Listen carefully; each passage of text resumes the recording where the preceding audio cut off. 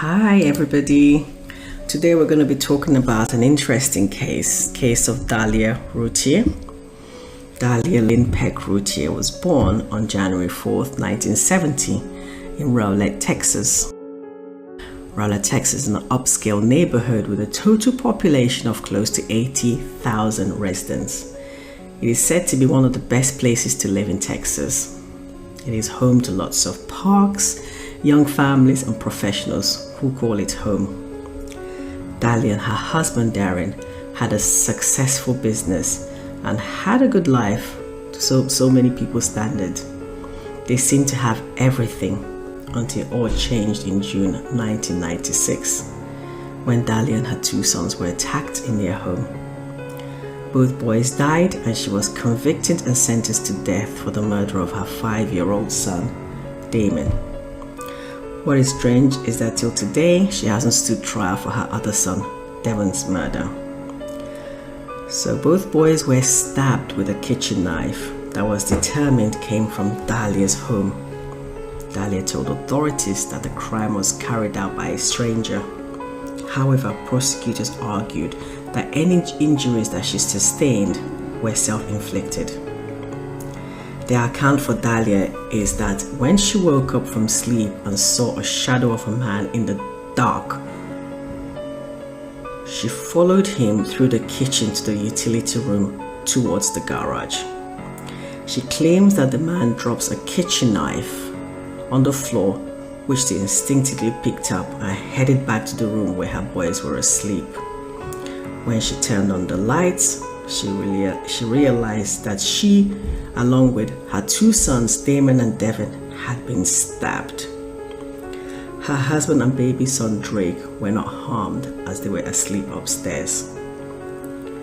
So guys, honestly, this story of hers sounds far-fetched to me. I have a few questions. Number one, why would you follow a strange man around in the dark? I'll be too terrified. I don't know about you. I'll be like in a trance, like, hang on, why would a strange man be in my house? And I'll start following the guy around. Or she did this. Why would you pick up a knife that was dropped? Another strange one. Why did you not scream when you were stabbed on the arm, but yet you were coherent enough to follow a strange man from one room to another? Yeah?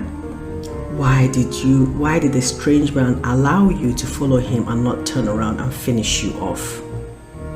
Strange one, right? Another question is, why would someone kill your children and not you?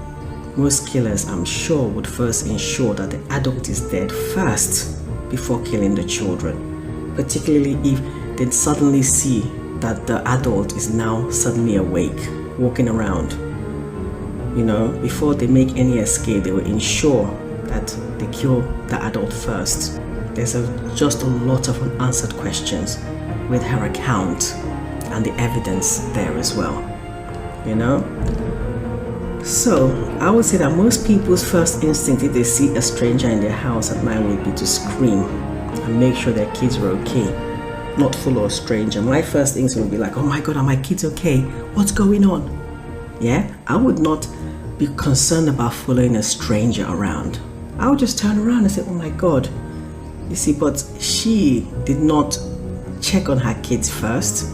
She instinctively got up with all her strength and still started following somebody around. What were you following him around for? What were you going to find out? I don't understand.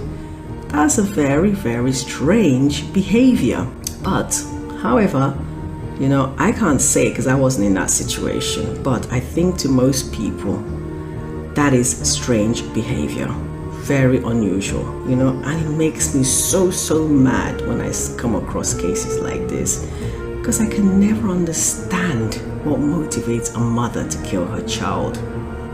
A child that you carried for 9 months. Do you guys realize how hard it is to carry a child for 9 months? You know, the pain and suffering, you know, you have to go through, you know. But however, this is how I felt when I first came across her case. I felt all these emotions that I'm explaining to you right now, and I had all these questions, even more than I've just explained to you, you know, and I was totally disgusted, angry, upset, sad, you know, and I just thought, yes, she's guilty. How dare she? But however, when I did a bit more research, a lot more in-depth research, which sometimes, you know, is not so clear unless you actually want to find out more, I kind of now have a little bit of a doubt to her, to doubt that did she actually commit that crime. Some part of me believes that there were actually strangers in that house that probably committed that crime and not her. You know, I mean, I'll give you an example. Some of my reasons are, she had a stab wound on her right arm, a deep stab wound on her right hand, and that woman is right-handed. How can a right-handed person stab themselves that deep to the bone on the right hand? To me, have you tried that? I honestly, when I read that, I thought, let me just but let me see if I can use my hand to do something on the same hand. It's impossible. It is impossible, particularly how deep, you know, that cut was. You need a lot of force to have done that, you know. So that is one clue that makes me kind of start thinking that there's a lot of credibility in what she's saying, that she did not do it. Another one is her son Devon's blood was not found on the knife that prosecutors said that she used to stab all three of them.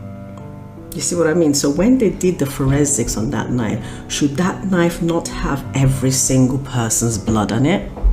Why does it have only her blood and Damon's blood, but not Devon?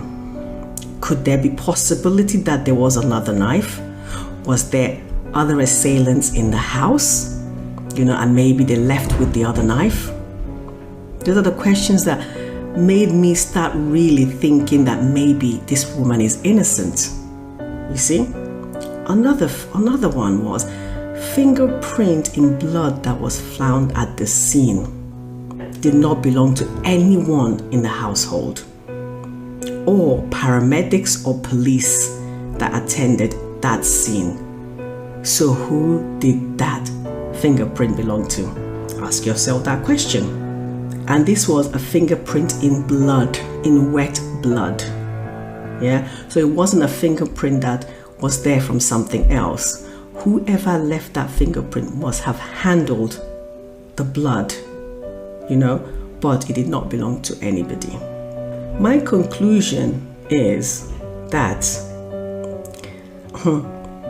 there is more to this story. I mean, she still maintains her innocence till today.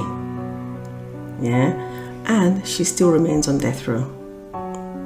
To me, no matter my anger and frustration, yeah, I don't think that it's fair and humanly acceptable for somebody, if there's doubt about somebody's innocence in such a crime, you know, maybe it's something that needs to be looked into again. Can you imagine if this woman is innocent? She has gone through pain of losing her 2 children, small children, and on top of that, she can't even grieve. She's still in prison, and the person that's actually done this is still out there. Can you imagine the pain that woman is going through, and still going through right now, if she's innocent? And there's a possibility that she could be. Anyway, guys, I think that's the end of that one. I'm going to leave you guys with a thought in your head. Drop us a comment on your thoughts about this case. Do you think that she's guilty? Or like me, did you start off believing she was guilty, but after much review of some of the evidence, you are not so sure anymore? Or do you still retain that she is guilty? Let us know in your comments below. Thank you, and we hope to see you next time. Bye-bye.